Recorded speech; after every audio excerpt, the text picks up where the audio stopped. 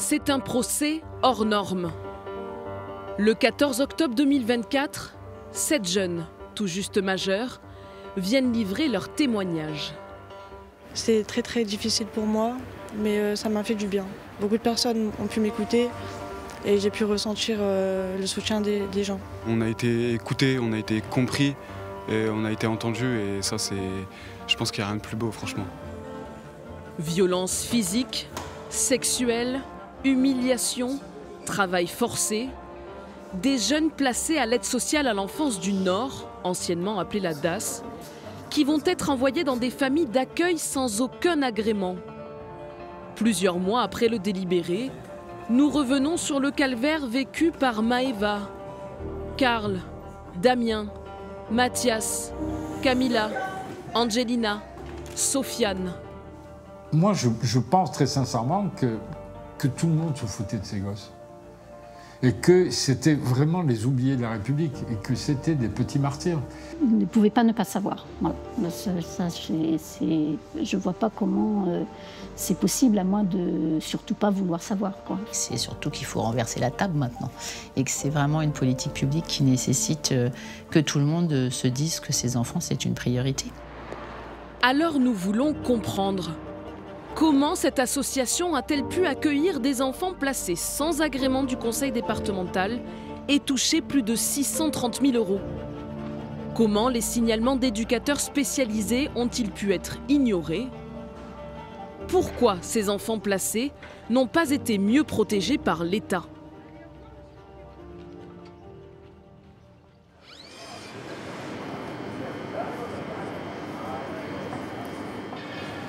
Notre enquête débute à Paris. Comment tu vas? Ça va et toi?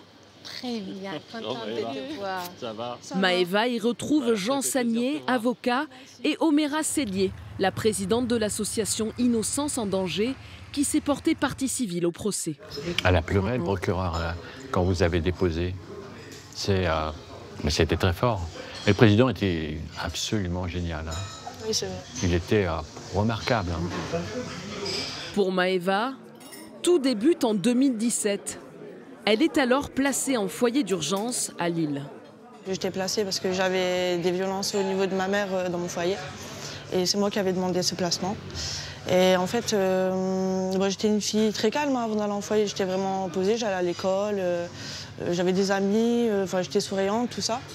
Et quand je suis arrivée à Lille, Lille, c'était pas la ville pour moi en fait. Donc j'ai fait beaucoup de mauvaises connaissances, beaucoup de bêtises. Je me suis mis en danger aussi. L'ASE du Nord impose alors à Maëva un séjour de rupture pour l'éloigner de Lille et de ses dangers. Elle atterrit à Moué, village de 400 habitants, à 30 minutes de Châteauroux. Quand je suis arrivée là-bas, on m'avait bien expliqué que c'était une structure, que j'allais avoir ma chambre, que j'allais avoir mon intimité. Mais de l'intimité, Maëva n'en trouvera que dans cette caravane partagée avec d'autres mineurs, posée dans ce jardin. Il n'y avait pas d'eau, pas d'électricité, il y avait seulement une petite lumière en dehors où il y avait la piscine en fait. Quand le soir je voulais aller aux toilettes, ils fermaient la maison à clé, donc je faisais mes besoins derrière la caravane. Des conditions de vie indignes et un séjour de rupture qui vire au cauchemar. À la tête du réseau illégal de familles d'accueil enfance et bien-être, 2 hommes, Julien Martinez et Bruno Cloud, l'hébergeur de Maëva. Déscolarisée, la jeune fille est forcée de travailler pour le compte de Bruno Cloud. Pour l'empêcher de communiquer avec l'extérieur, il tente de lui confisquer son téléphone. Je suis tombée au niveau de la piscine, quand il m'a mis une claque en fait. Et c'est là que les filles m'ont aidé à partir. En fait, ils ont retenu Bruno dans la maison. Enfin, je ne sais pas vraiment ce qui s'est passé.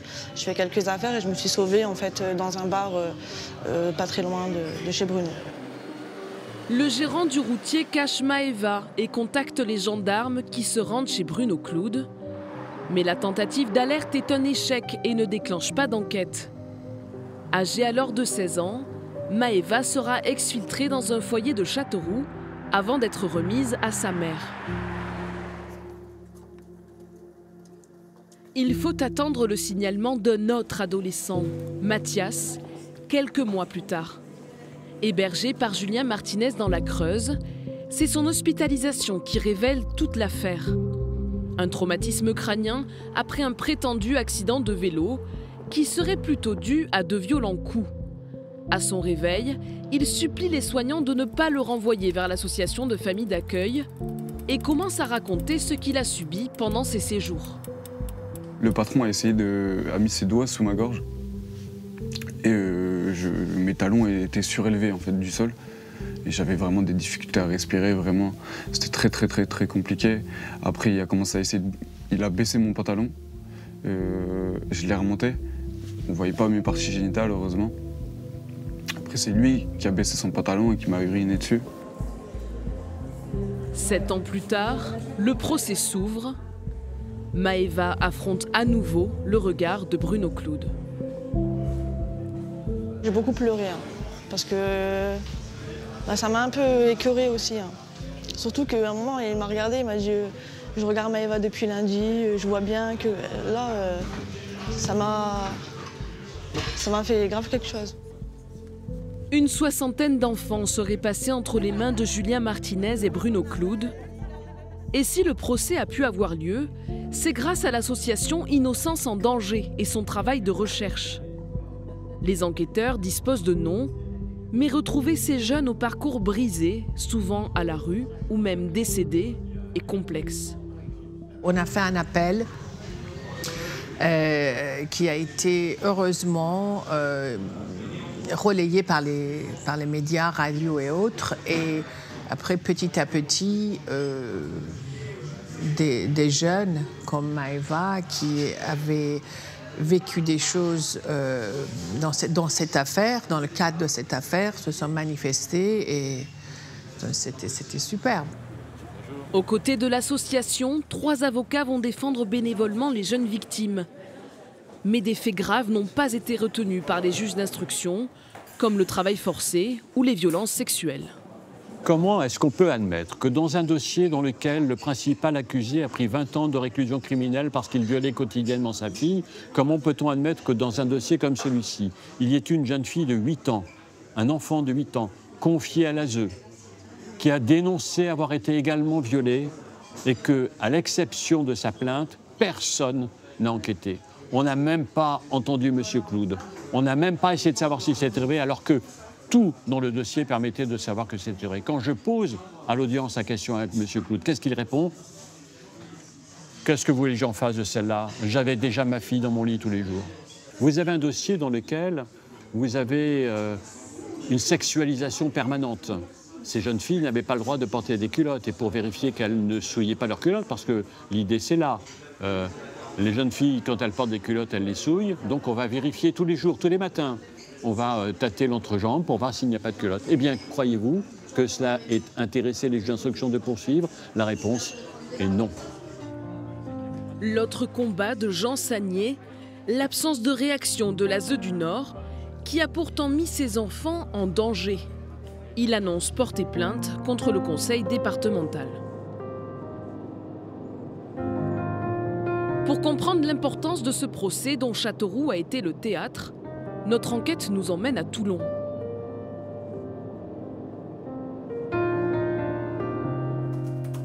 Claude Ardide, journaliste enquêteur, finalise un livre sur les dysfonctionnements de la protection de l'enfance au titre évocateur « La fabrique du malheur ».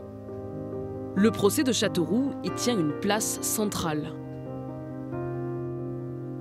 Pendant une semaine, 15 heures par jour, le journaliste assiste aux audiences et débriefe chaque soir avec la partie civile. Ce qui m'a le plus marqué, c'est évidemment les auditions des 7 gamins. Les 2 auditions d'Angelina et de Maëva, elles sont épouvantables. C'est-à-dire qu'elles disent la vérité, elles racontent les violences dont ont été les victimes, la maltraitance, leur souffrance. Elles sont soutenues par les 2 avocats, par Myriam et par Pauline, qui les tiennent vraiment physiquement, parce qu'elles sont accrochées à la barre. Et moi, je pense à un moment donné que les 2 ou l'une des 2 va s'effondrer. Mais vraiment, elles sont supportées physiquement. Je vois les mains d'Angelina dans le dos qui se tordent. Je vois les jambes de Maëva qui tremblent, la voix qui est chevauchante, elle pleure. J'ai vu à un moment donné le président du tribunal, Christophe Geoffroy, baisser la tête et pleurer. J'ai vu les prévenus à droite, parce que j'étais sur le banc de la presse, donc on voyait à peu près tout. J'ai vu la famille Martinez, les trois, baisser la tête, courbés comme ça. C'était accablant. Et par contre, derrière eux, il y avait Bruno Cloud qui avait les mains posées comme ça sur la rambarde, qui regardait les gamins qui témoignaient avec un sourire aux lèvres. Et là, vous vous dites, mais ce mec, c'est un monstre, quoi. C'est-à-dire qu'elles sont en train de raconter des horreurs qu'il leur a infligées. Et lui, il avait une espèce de sourire narquois. 19 personnes ont été jugées pour accueil d'enfants sans agrément. Et le procès démontre que l'association Enfance et Bien-être est une machine bien huilée. Le personnage central, c'est Julien. C'est lui qui est le plus machiavélique. C'est lui qui comprend qu'il peut gruger l'aide sociale à l'enfance et le conseil départemental. C'est lui qui établit des liens d'ailleurs avec des gens de l'aide sociale à l'enfance et du conseil départemental. C'est lui qui reçoit le premier les gamins. C'est lui qui choisit les familles. Il y a quand même 18 familles qui vont être choisies. Et après, Bruno Cloud, c'est le père fouettard, quoi. C'est celui qui va faire peur. C'est celui qui va taper du poing sur la table. Comme partout ailleurs en France, l'ASE du Nord est en crise. C'est le département qui compte le plus d'enfants placés, 22 000 au total. Mais les suppressions de places et de moyens pèsent sur les services. 10% des enfants placés n'ont toujours pas de lieu d'accueil stable. Ce sont souvent les cas les plus compliqués. Ils volent, ils fument, ils picolent, certains probablement se prostituent, etc. Donc, ils nous emmerdent. Qui se débrouille. En plus, la grande difficulté, c'est que ces gamins-là, souvent, non seulement ils étaient ingérables, incasables, mais on avait du mal à savoir où ils étaient, parce qu'ils changeaient tout le temps de lieu, de ville, de village, ils se déplaçaient, etc. C'était compliqué de les identifier, de retracer leur parcours, etc. Envoyer ces enfants dans des familles de l'Indre, la Creuse ou la Haute-Vienne apparaît alors comme une solution, même sans agrément. Qu'est-ce que dit l'ASE du Nord ? Allez-y. Moi, je suis même convaincu, parce que ça a été explicité, ça a été dit par Bruno Cloud. Alors, est-ce que sa parole est crédible, alors que le type, il s'est pris 20 ans de prison pour avoir violé sa fille? Mais Bruno Cloud dit à un moment donné, moi, je voyais des voitures officielles de politique du Nord descendre dans l'Indre, du côté de Châteauroux, et festoyer dans un restaurant qui n'était pas trop loin des endroits où étaient placés les gamins. Donc, ça veut dire que les politiques du département du Nord sont venus à un moment donné dans l'Indre pour voir ce qui se passait. Mais il n'y a pas qu'à Châteauroux, hein. Moi, j'ai eu affaire à des dizaines de gamins qui ont été victimes de maltraitance et qui ont été complètement largués par leur aide sociale à l'enfance ou par le conseil départemental. L'ASE du Nord aurait versé plus de 630 000 € à cette association frauduleuse, parfois même en liquide. Et cette question de l'absence de l'institution sur les bancs des prévenus, ou même en tant que partie civile aux côtés des enfants, a maintes fois été évoquée durant le procès. Sollicité, le président du conseil départemental n'a pas donné suite à notre demande d'interview, mais nous a fait parvenir un communiqué. Il assure que la collectivité a rigoureusement renforcé les dispositifs de contrôle des structures et des antécédents judiciaires. Élu au conseil départemental du Nord depuis 21 ans et actuel président, Christian Poiré a tout de même dû répondre aux questions de la commission d'enquête des manquements des politiques publiques de la protection de l'enfance en février 2025. Une commission inédite menée par Isabelle Santiago, députée PS du Val-de-Marne. Pendant cette commission, impossible de ne pas aborder la question du procès de Châteauroux. Est-ce que vous connaissez le nom des plaignants, des enfants qui ont été abusés par ce système et qui ont porté plainte?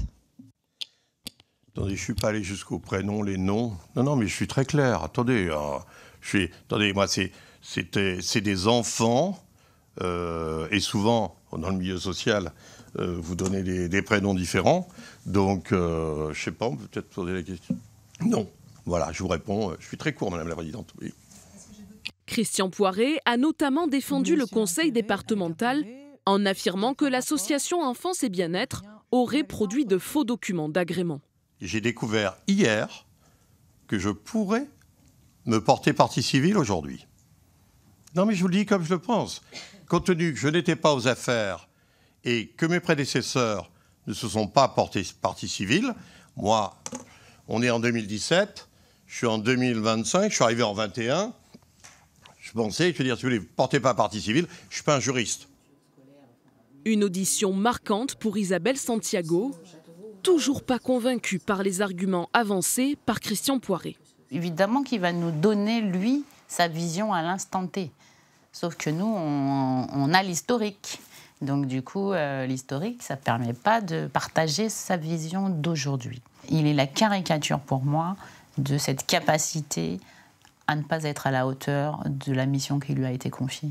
Mais on va trouver les mécanismes pour mettre des sanctions à tout ça, en fait, parce qu'à un moment donné, la réalité, c'est que ce n'est pas juste possible.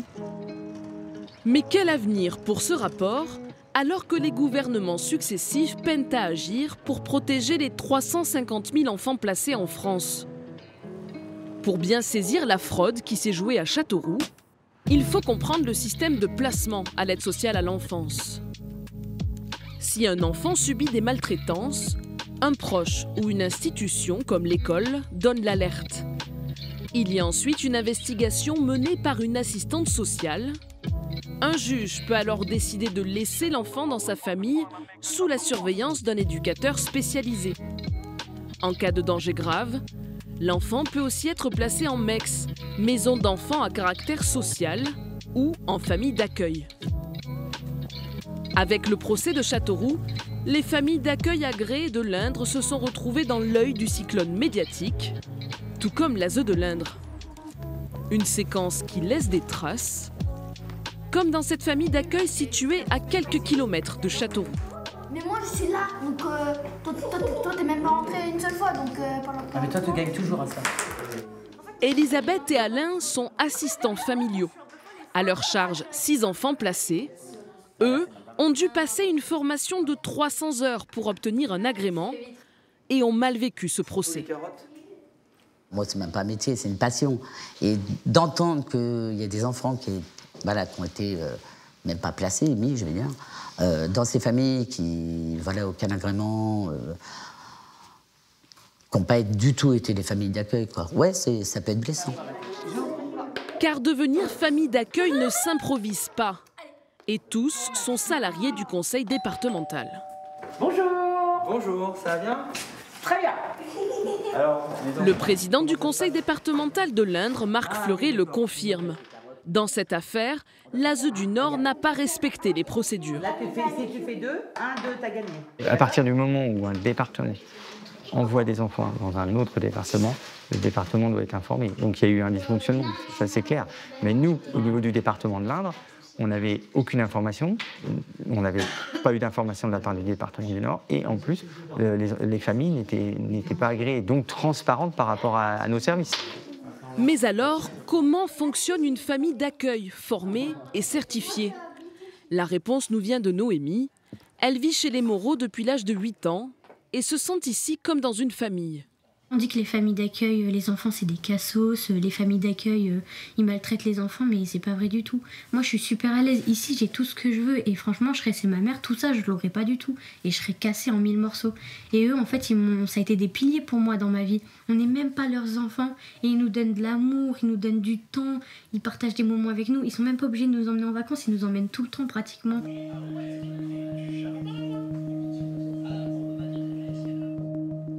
Cette stabilité dans l'accompagnement des enfants placés, c'est l'une des clés d'un suivi réussi. Car balloter d'un foyer à un autre, trimballer de famille d'accueil en famille d'accueil, les ruptures causent des problèmes de comportement encore plus graves. C'est souvent le lot des enfants dits incasables. Un terme utilisé pour désigner les jeunes de l'ASE du Nord, envoyés en séjour de rupture dans l'Indre, la Creuse et la Haute-Vienne. Pour mieux comprendre cette notion utilisée par les professionnels de terrain, nous partons à Rennes, à l'École des hautes études en santé publique. Jean-Yves Barrère a consacré une étude à ces jeunes incasables et la difficulté des institutions à les prendre correctement en charge. Conduite en 2009, elle est toujours d'actualité 16 ans plus tard. Ce sont des enfants qui, du fait même de leur situation, rencontrent à la fois des problèmes sociaux, familiaux, scolaires, psychologiques, mais tout ça étant en interdépendance, étant liés et parfois étant sous main de justice, c'est-à-dire ayant eu des pratiques délinquantes par le passé. Les stratégies pour venir en aide à ces enfants se révèlent souvent inefficaces. Envoyer ces incasables à l'étranger ou à la campagne fait partie des outils utilisés par la protection de l'enfance. Ce sont les fameux séjours de rupture où ont été envoyés les 7 jeunes de l'ASE du Nord. Les séjours de rupture, il faut relativement bien les encadrer et s'assurer que les personnes qui les mettent en place ont à la fois un projet pour l'enfant pendant ce séjour, avant ce séjour et après ce séjour. Les places en structures spécialisées pour aider au mieux ces jeunes en grande difficulté sont très rares. Mais une alternative existe, les lieux de vie. Comme ici, près d'Orléans, des structures privées hybrides entre le foyer et la famille d'accueil. Patrick encadre des jeunes dans sa propre maison, mais ne le fait pas tout seul. Aux côtés de cet ancien directeur d'instituts médico-éducatifs, des animateurs ou des éducateurs spécialisés. Allez les gars, vous venez vous laver les mains? Déjà, c'est prêt. Yes. C'est comme à la maison. C'est-à-dire que dans le cadre, un peu un cadre familial, on fait tout. Autour de la table, ces jeunes sont pour l'instant accueillis en séjour relais pendant les week-ends et les vacances avec un agrément jeunesse et sport. Dans quelques mois, Patrick pourra ouvrir un lieu de vie de façon permanente avec l'autorisation du département du Loiret. Nous, on croit vraiment à cet accompagnement sur la durée, pour vraiment faire, aider les jeunes à avancer. Plus ils sont jeunes, plus on les a un certain temps, et plus il y a du lien qui se crée, on se connaît un peu plus, on arrive à travailler avec la confiance aussi avec la famille. Plus autonomes, les lieux de vie sont libres d'accepter un placement et peuvent même accueillir des jeunes issus d'autres départements. La différence est aussi financière. Alors que les familles d'accueil touchent en moyenne 2 000 € par mois au premier accueil, les lieux de vie peuvent percevoir jusqu'à 5 000 € en fonction des enfants et de leur situation. Alors, cache-cache. Donc, c'est moi qui vais commencer par compter, on verra après. 1, 2, 3, 4.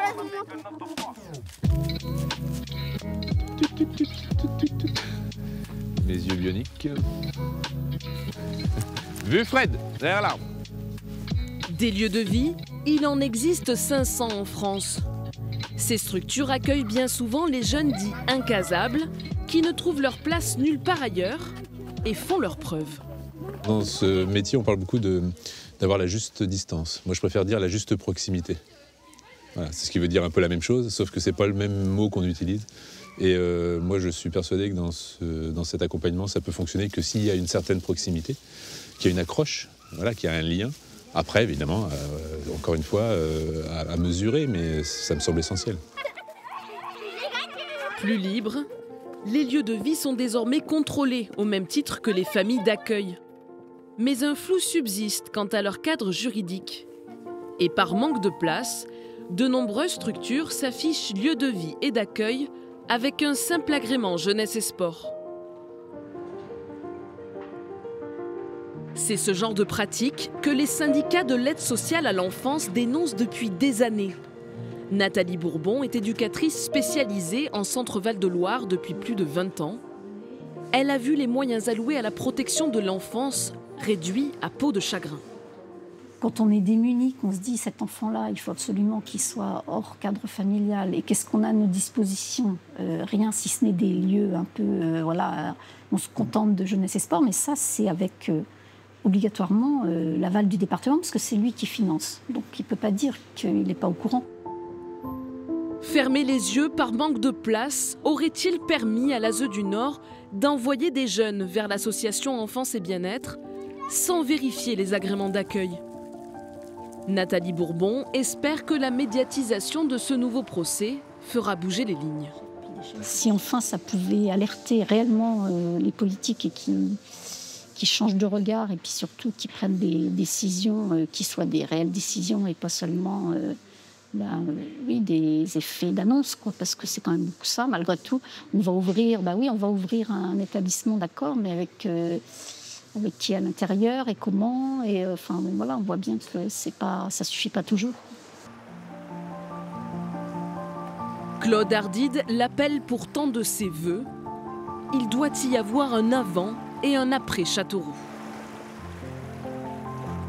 La force du procès amène des enfants librement à dire ce qui leur est arrivé. Et c'est ça la différence fondamentale. C'est que pour la première fois, au XXIe siècle, on a entendu des jeunes majeurs, anciennement des mineurs, raconter des choses qu'on imaginait au XVIIIe siècle, au XIXe siècle, dans des familles abominables, les Thénardier, ce qu'on raconte Victor Hugo dans Les Misérables. Sauf que là, on n'est pas dans Les Misérables, on est dans le quotidien de gamins à Châteauroux.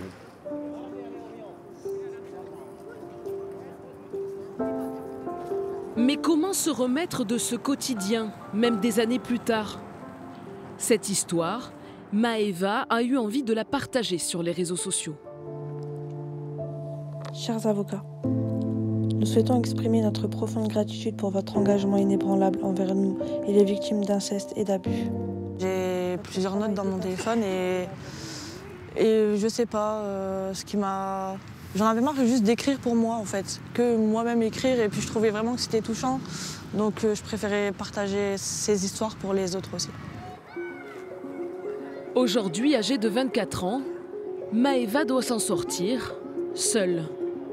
Son avenir, elle le voit dans la protection de l'enfance. J'essaye de trouver une alternance pour pouvoir faire accompagnement spécialisé.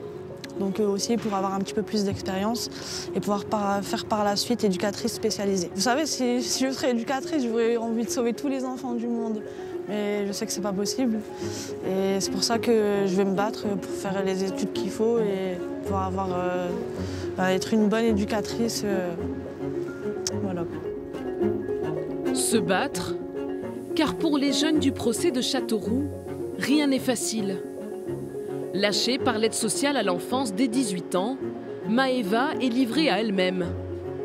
Mais c'est peut-être ces abandonnés du système qui incarneront le nouveau visage de la protection de l'enfance pour qu'enfin, elle protège à nouveau.